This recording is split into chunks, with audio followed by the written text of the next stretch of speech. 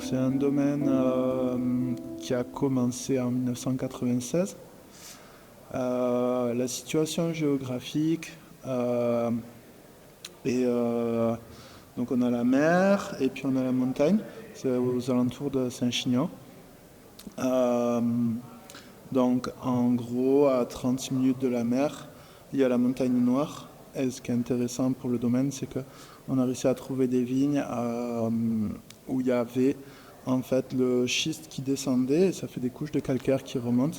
Donc on a un petit peu l'influence des deux dans le vin et ça permet d'avoir euh, les, beaucoup de minéralité.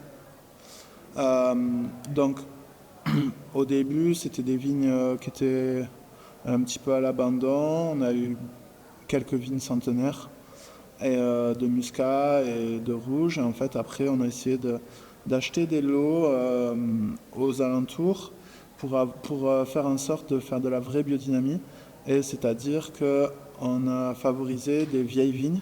Donc on s'entend où on a même une vigne qui est préphyloxérique qui a tous les cépages de l'époque, Aramon, Cinsault, Mourvèdre, Alicante et d'autres qui sont sans voisins en fait, où on a toujours euh, la possibilité de faire de la biodynamie sans qu'on ait des traitements chimiques des autres voisins qui se mettent à côté, donc ça c'était très important pour nous. On a commencé très petit en fait. Saint-Jean-Minervois, c'est une appellation qui fait 600 hectares et qui était très connue pour le vin doux. Donc on a commencé en 99 la première vinification. Et on a commencé avec 600 bouteilles. Et on a eu de la chance, on avait des amis de la Confédération paysanne qui écrivaient un petit bouquin et qui était distribué sur Paris aux chefs des restaurants entre 99, 2000, 2001. Et c'était un petit peu comme le Goemio.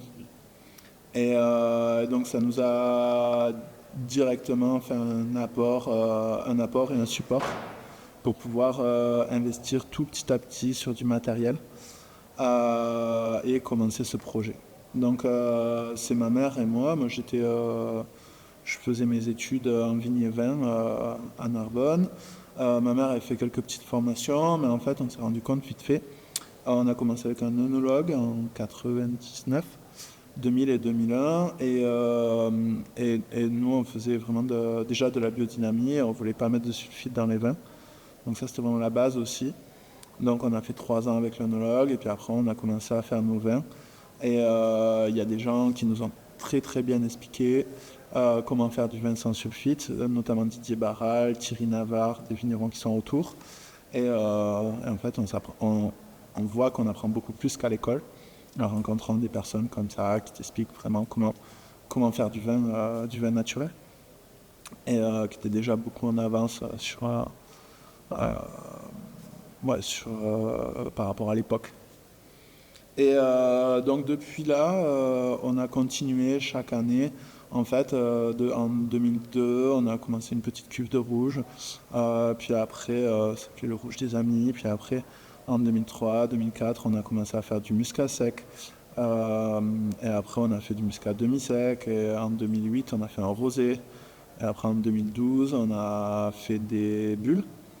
Donc, au début, c'était un petit peu compliqué. Les bouteilles, elles explosaient et tout. Et puis,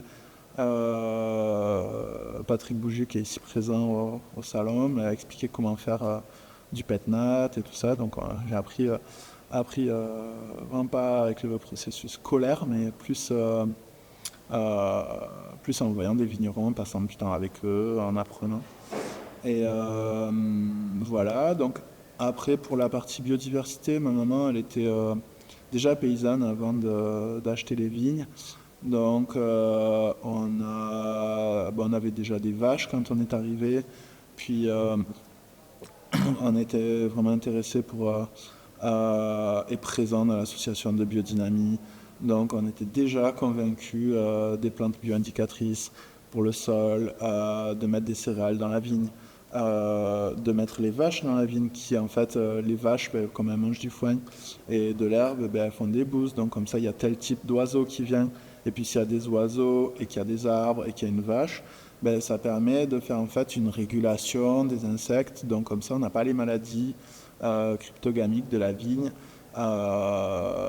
ou des, comment dire, enfin beaucoup moins parce que les vignes, elles ont déjà beaucoup plus de levure et de moyens de se défendre dans les vignes.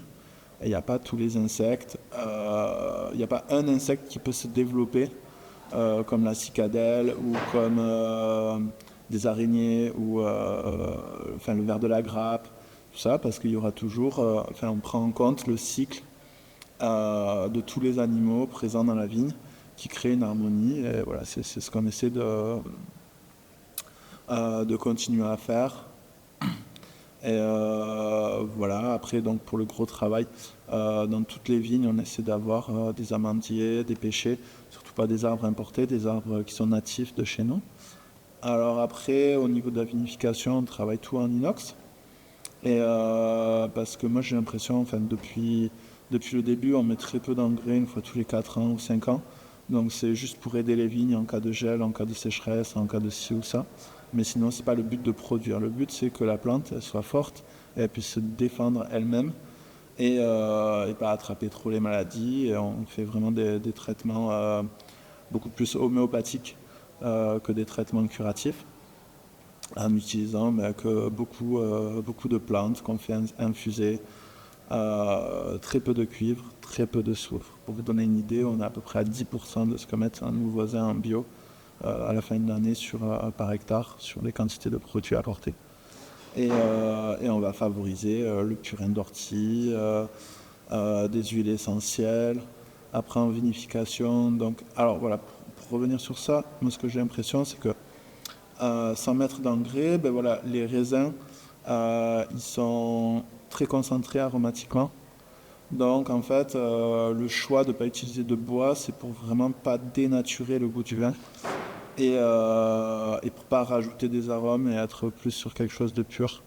Et moi, quand j'ai repris euh, l'exploitation en 2007, donc ma maman, avant je l'aidais, maintenant c'est elle qui m'aide, mais je suis resté toujours dans la même philosophie en biodynamie.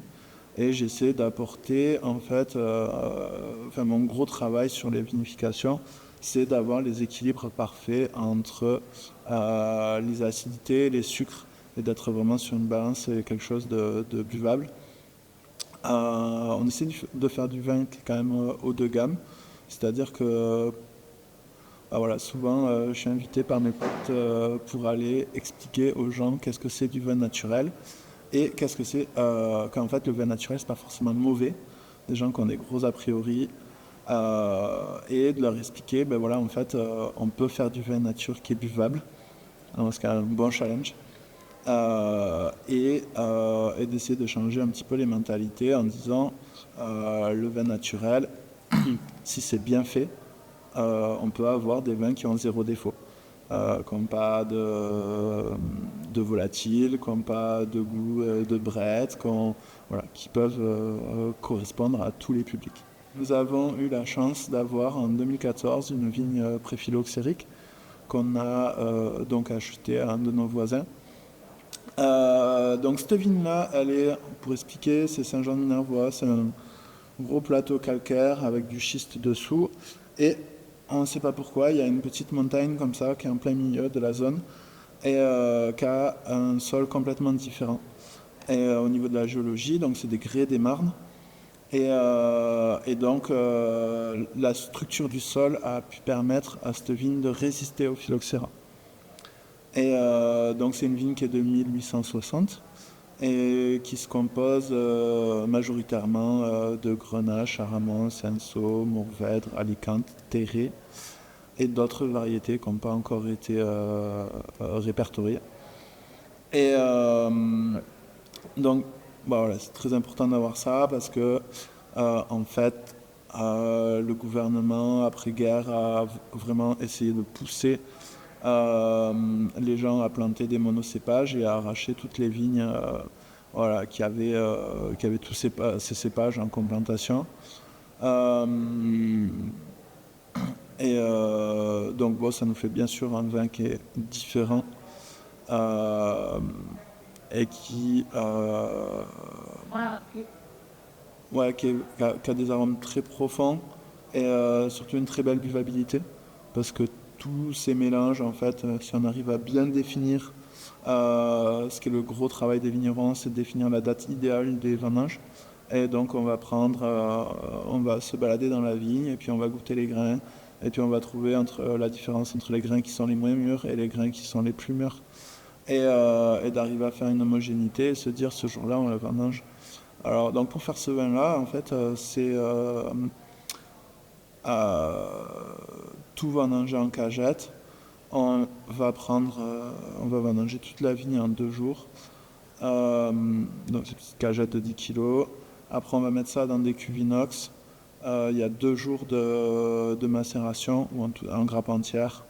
Après, on fait un foulage au pied. Et après, c'est pigé à la main pendant 2 semaines.